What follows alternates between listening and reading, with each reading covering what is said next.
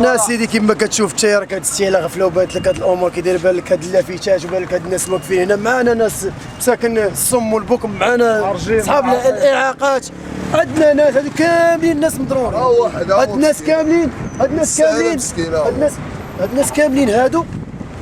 ماشي الضرر ديالهم شي ضرر اللي هو مثلا يقدر يتحيط ما بين نهار ويومين الاضرار من عند المكاتب ديال الله سبحانه وتعالى غير هو هاد الناس راه كاملين وقفوا لسيدنا وكاملين سيدنا شافهم وكرمهم وعطاهم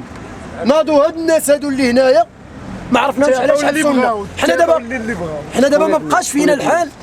هاد الناس هادو ديال الداخليه هادو حنا اصلا ما عرفناش دابا المشكل فين كاين واش هاد الناس هادو حقرونا حيت حنا من ضمننا حنا بالنسبه لي انا وسيدي مؤمن راه معروف فهمتيني واش هاد الناس حقرونا حنا كاين معنا كاين يدافع في 2006 كاين يدافع في 2010 كاين يدافع معنا الناس ديال طنجه معنا كاينين الناس حنا مع بعضياتنا واللي بغينا نعرفوا حنا ماشي مشكل عطيونا الكريم مثلا انا عندي الوالده مريضه فهمتيني هاد السيد هذا حتى هو مريض كاين هونديكاب يقدر يموت مثلا اللي كتب لهم الله سبحانه وتعالى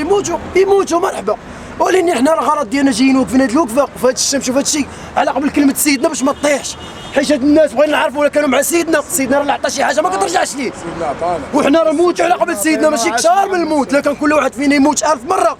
راه كاين منا اللي يموت مليون مره على سيدنا وعاش الملك عاش الملك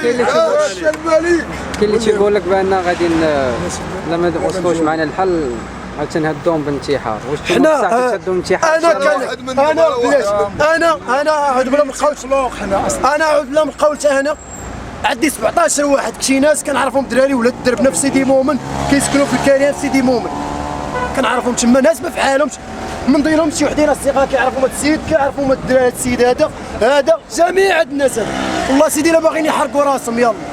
كندخلوا من الباب ديال وانا براسي انا ندير حيت انا ما عندي مغسل انا امي كتقطع انا والله تنديرها واش انا عايش انا وليني كنخافوا والله وكاينين شي ناس هضروا معانا وقالوا لنا وكون ما قالش داكشي حرام والله تنديروا حيت حنا بقينا كنساويو والو في حياتنا منين يجي سيدنا يعطيك مول البلاد خليفه الله في ارضه يعطيك ويجي واحد من هنا ويحيد لك يعني اش كيتسمى هذا يعني راه مابقاتش عندنا الكرامه والكرامه ديالنا راه هي كلشي حنا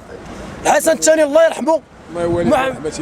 اش ولفنا دك فينا البرا ديال الكرامه ونموتوا على حقنا وكذلك مثال محمد السادس الله ينصرو حنا معاه وغنموتوا على قبل الكلمه ديالو باش توصل باذن الله وحوليه وسمحوا لنا هادشي اللي كاين